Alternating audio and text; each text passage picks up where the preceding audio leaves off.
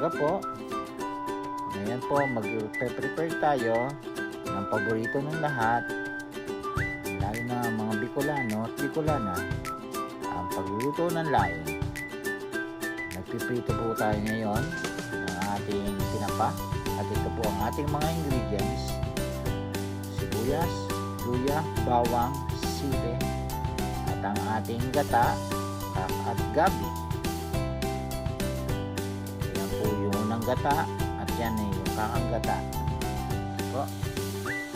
Ayan na po, ready na po ang ating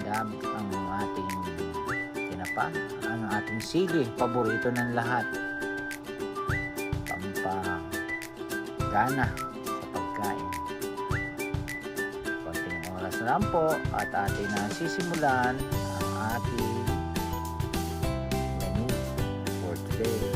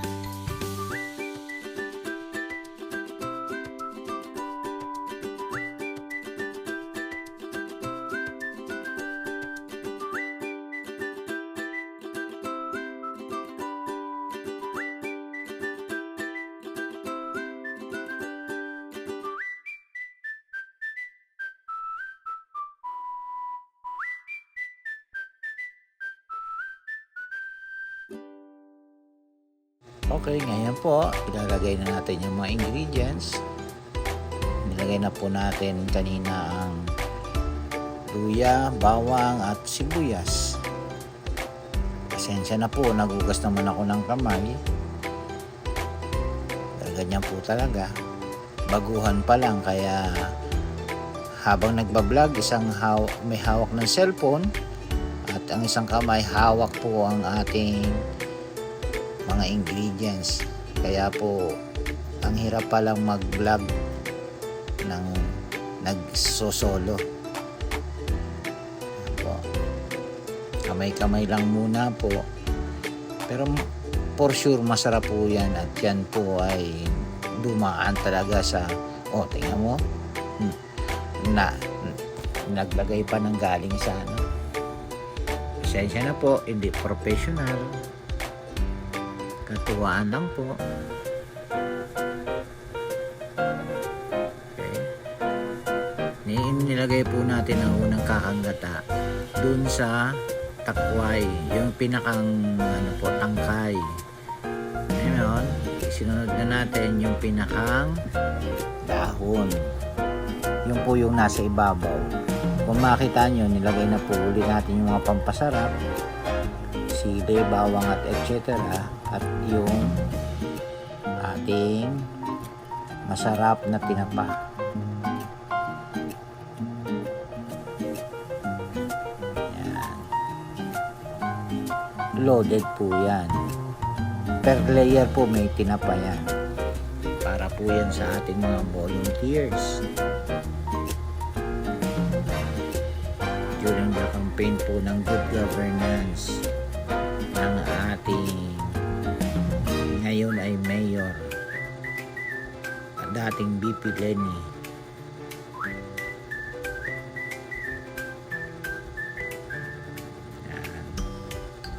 Waiting lang po ng mga konting oras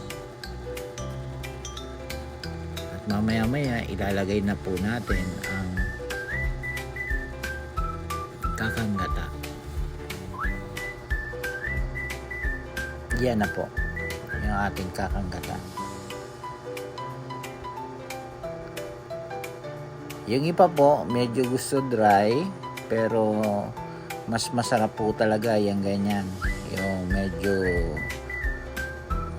marami-raming gata tapos medyo pa kukuluan ng maigi para ma-absorb nyo talaga.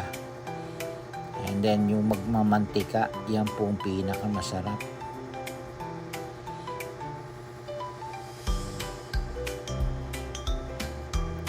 I hope you like it po. Ayan po, dadagdagan pa po natin uli. Yan po yung pinakang pinali. Bali yung una kaganina, yung para sa pagpapakulo ng mga medyo matitigas, lalo na yung tangkay. Tapos yung pangalawang gata po para mag-incorporate naman dun sa pinakang ano po, kasi masyado po mahilig po yan sa gata yung mga dahon. Ngayon ito po yung final nakakanggata. Yan yung medyo malapot na. Sarap po. Kita nyo naman habang binubuhos natin parang gatas yung ating kakanggata.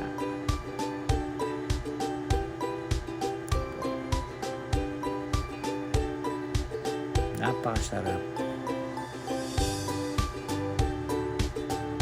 Yung iba po naglalagay pa ng baboy, taba ng baboy na may laman para lalong mas lumasa.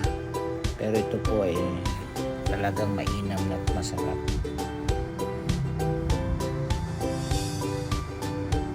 Kaya po natin kumulo at mamaya yan ay ready na to serve.